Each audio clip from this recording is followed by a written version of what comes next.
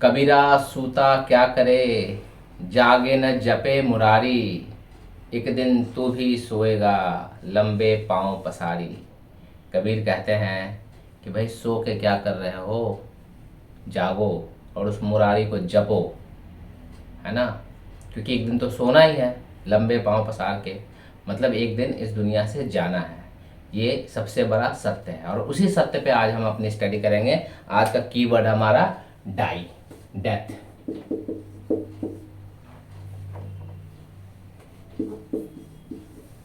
Death, death को पढ़ेंगे आज। डाई मतलब मरना होता है ना। जब यह वर्ब की तरह काम करता है तो इसका मतलब होता है मरना, और जब ये नाउन की तरह काम करता है यही वर्ड, तो इसका मतलब होता है डाई। आपने देखा होगा जब हम किसी चीज को, एक सांचा होता है जिसमें हम कोई मूर्ति को गढ़ते हैं या किसी सिक्के को क्वाइन करते हैं, गढ़ते हैं, तो उसके लिए डाई एक वर्ड यूज होता है। और एक इडियम या प्रोवर्ब यूज होता है, द डाई इज कास्ट। मतलब सांचा कास्ट हो गया है, मतलब बन गया है, यानी कि डिसाइड हो चुका है कि क्या होना है। द डाई इज कास्ट मतलब तय हो गया है, अब कुछ फेर बदल नहीं हो सकता है इसमें। ऐसे एक्सप्रेशन के लिए हम कहते हैं द डाई इज कास्ट। ये तो हो गया डाई के बाद। अब आते हैं हम उस वाले डाई पे, है ना, वर्ब पे। डाई से बनता है डेथ। डेथ इसका नाउन है ना। डेथ, डाई के लिए एक और वर्ड सिनोनिम इसका यूज होता है डिमाइज, DEMISE। डिमाइज मतलब मृत्यु। जैसे मौत और मृत्यु दो वर्ड हैं, है ना, वैसे ही डाई मतलब मरना, डिमाइज मतलब भी मरना होता है। हम इसको यूज करते हैं सैड डिमाइज, सैड डिमाइज या सडन डिमाइज, ऐसे यूज करते हैं। मतलब उनकी दुखद मौत या अचानक मौत, है ना। डिमाइज एक डाई का स्टैंडर्ड वर्ड है। कोई बड़ा इंस्टीट्यूट, कोई बड़ा कंपनी भी अगर खत्म होती है, कोलैप्स करती है, तो उसके लिए भी डिवाइस वर्ड यूज करते हैं। ओके, अब ये डेथ क्या है? डेथ जो है ये है एज इनएविटेबल एज डेथ। एक एक्सप्रेशन है जिसमें हम कहते हैं एज इनएविटेबल एज डेथ। इतना इनएविटेबल मतलब इतना अपरिहार्य, इतना न टालने योग्य। ये ऐसी चीज है जो टाली नहीं जा सकती, आनी ही आनी है ना, सबको आनी है। तो एज इनएविटेबल एज डेथ एक एक्सप्रेशन है जिसमें हम कहते हैं ये इतना अपरिहार्य है, इतना निश्चित है जितना कि डेथ है। कोई चीज जब बहुत निश्चित होती है तो उसको हम डेथ से कंपेयर करते हैं। एक और एक्सप्रेशन आता है एज क्रूअल एज डेथ। इतना क्रूअल, इतना क्रूर जितना कि डेथ है। डेथ बहुत क्रूर होता है। डेथ किसी पे दया नहीं करता। जिसकी आनी है उसकी आनी है, उसके पीछे रोने वाला कौन है, गाने वाला कौन है, उससे उसको कोई मतलब नहीं है। Death is very cruel. Okay, एक और एक्सप्रेशन है as cruel as winter. Winter को भी हम बहुत क्रूअल कहते हैं। ये दोनों एक्सप्रेशन सेम ही है, एज क्रूअल एज विंटर या एज क्रूअल एज डेथ। मतलब कि विंटर भी किसी पे दया नहीं करता, ठंड भी किसी पे दया नहीं करता। ठंड कभी ये नहीं देखता कि इसके पास कपड़े हैं कि नहीं है, गरीब है, बच्चा है, बूढ़ा है, बीमार है कि पागल है, उससे कोई मतलब नहीं है। Winter is also very cruel as death, है ना। तो एज क्रूअल एज डेथ या एज क्रूअल एज विंटर, ये दो एक्सप्रेशन यूज होते हैं इसमें।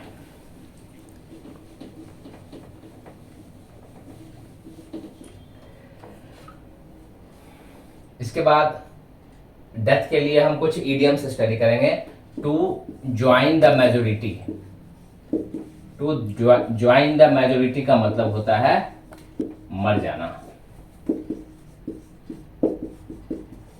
है ना, मेजोरिटी को ज्वाइन कर लेना, उनको ज्वाइन कर लेना जो मेजोरिटी साइड में है।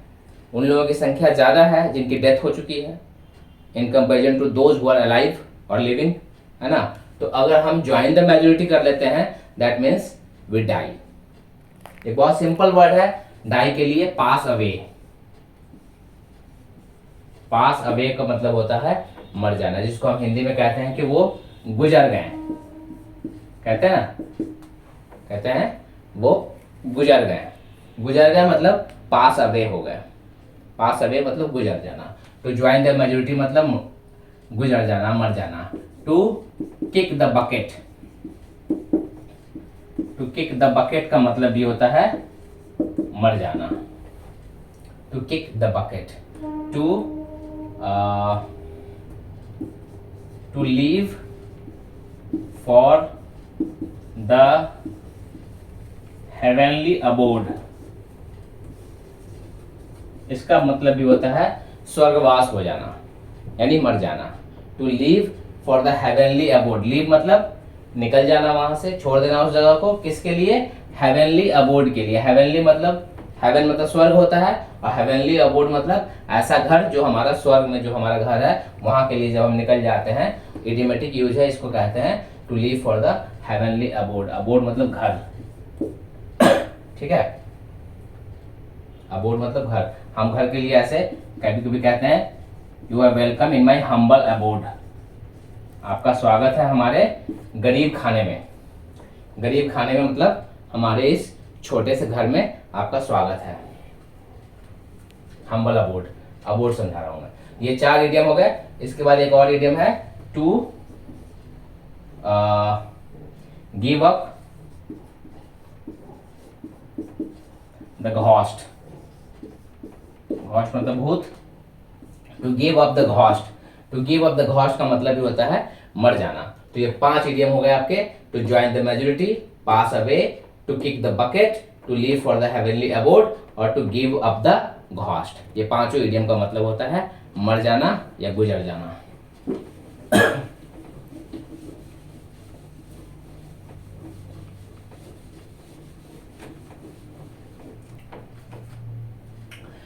अब हम डेड को ऐसे यूज करते हैं, डेड श्योर। कभी कभी हम कहते हैं I am dead sure. I am dead sure मतलब मैं बिल्कुल निश्चित हूं, ये बात बिल्कुल सुनिश्चित है। आई एम डेड श्योर कि मैं आऊंगा। ही इज डेड श्योर, वो बिल्कुल तय बात है ये। तो श्योर को और हम पक्का करने के लिए और हम स्ट्रेंथ देने के लिए, स्ट्रांगली कहने के लिए हम इसमें डेड मतलब उतना श्योर जितना कि डेथ होता है, इतना श्योर, तो हम कहते हैं डेड श्योर। इसी के एक्सप्रेशन के लिए एक और वर्ड है कॉक श्योर, COC के। कॉक श्योर का मतलब भी होता है वेरी श्योर, है ना। कॉक श्योर या डेड श्योर मतलब इतना श्योर जितना कि मुर्गा बांग देगा सुबह, है ना। मुर्गा सुबह बांग देगा, वो जितना श्योर है उसको हम कहते हैं वेरी श्योर, या उसी को हम कहते हैं डेड श्योर। एक एक्सप्रेशन है डेड वुड। डेड वुड मतलब ऐसी लकड़ी जो अब काम नहीं आती, यानी कि ऐसे लोग, ऐसा कोई व्यक्ति, परिवार में कोई ऐसा व्यक्ति है, किसी पॉलिटिकल ग्रुप में कोई ऐसा व्यक्ति है जिसका अब इस्तेमाल नहीं करना चाहता है वह फैमिली या वह ग्रुप, तो उसको कहते हैं डेड वुड। मतलब वह लकड़ियां जो अब काम के नहीं है, वो लोग जो अब काम के नहीं हैं, उनको कहते हैं dead would. Dead sure. Dead lock. Dead lock का मतलब होता है एक ऐसी स्थिति जहां पे अब आगे बढ़ना पता नहीं चल रहा है कि कैसे बढ़े आगे, है ना। तो डेड लॉक हो गया मतलब ऐसा लॉक हो गया कि उसके आगे बढ़ने की स्थिति अब समझ में नहीं आ रही है, तो उसे कहते हैं dead lock. Okay. Dead season. Dead season किसे कहता है? डेड सीजन कहते हैं ऐसे सीजन को जिस सीजन में काम धंधा काफी मंदा चलता है, तो उसे कहते हैं डेड सीजन। ऐसा सीजन जिसमें काम नहीं चलता है, जैसे कई सीजन, कई कम काम ऐसा होता है जो विंटर सीजन में नहीं चलते हैं, तो उसे कहते हैं डेड सीजन।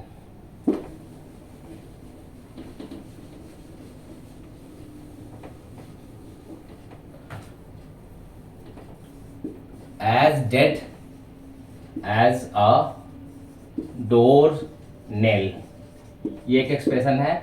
as dead, इतना डेड जितना कि डोर का नेल होता है, यानी कि दरवाजे में लगी हुई जो कील है, जो ठुकी हुई कील है दरवाजे में, वो कितना डेड है? बिल्कुल डेड है, वो कभी नहीं हिलना उसको, कभी नहीं कुछ करना उसको, जहाँ है वहीं रहेगा। आज भी, आज से 50 साल के बाद भी, आज से 100 साल के बाद भी अगर वो दरवाजा है तो वो नील नेल भी वहीं रहेगा, है ना। तो कोई चीज़ अगर बिल्कुल डेड है, बिल्कुल हिलता डुलता नहीं है, तो उसे कहते हैं that is as dead as door nail.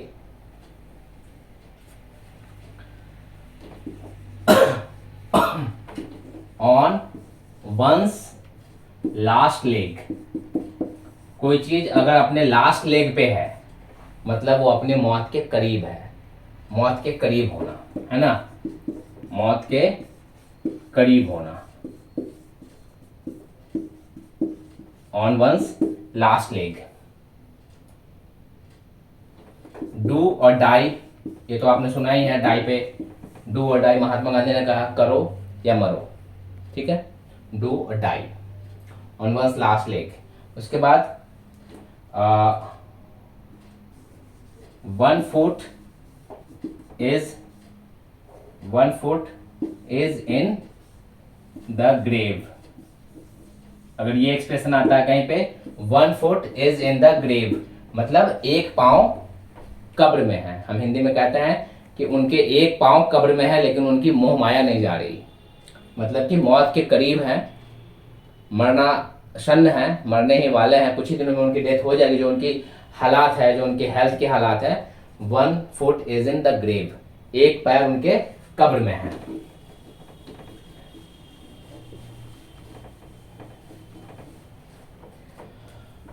To put somebody to death, अगर ये हम कभी कहते हैं, ये इडियम है, to put somebody to death, मतलब किसी को मौत के घाट उतार देना, किसी को मार देना, इसके लिए आता है to put somebody to death, किसी को मार देना। और एक आपने प्रोवर्ब सुना होगा, a cat has 9 lives, cat के कितनी जिंदगियां होती हैं, 9 लाइफ्स होती हैं, मतलब वो जल्दी मरता नहीं है। जब कोई जल्दी मरता नहीं है ना, बार बार एक्सीडेंट में या किसी चीज में वो बच निकलता है, तो हम ये एक्सप्रेशन यूज करते हैं वहां पे, अ कैट हैज 9 लाइव्स। और एक लास्ट प्रोवर्ब आपको बताऊंगा डेथ पे, death day is the doomsday. Deaths day ऐसे भी कह सकते हैं, deaths day is the doomsday, मतलब मौत का दिन जो है हमारा, वो हमारा प्रलय का दिन है। यानी कि जिस दिन हमारी मौत हो जाती है, जिस दिन जिसकी मौत हो जाती है, वही दिन प्रलय का दिन है। यानी कि वो दिन, उसके बाद पृथ्वी उसके लिए है नहीं, दुनिया उसके लिए है नहीं, है ना। तो प्रलय कब आएगा, प्रलय कब होता है, जिस दिन हमारी डेथ होती है। Deaths day is the doomsday, ये एक प्रोवर्ब है। तो ये सारी बातें जो हैं वो डेथ पे था। डेथ एक ऐसा टैबू है जिसके बारे में लोग बात नहीं करते हैं, है ना। तो टैबू किसको कहते हैं, टैबू कहते हैं ऐसे टॉपिक पे, जिस टॉपिक पे कोई बात करना नहीं चाहता है, सोसाइटी, समाज, लोग बात करना नहीं चाहते, है ना, उस टॉपिक को टैबू कहते हैं।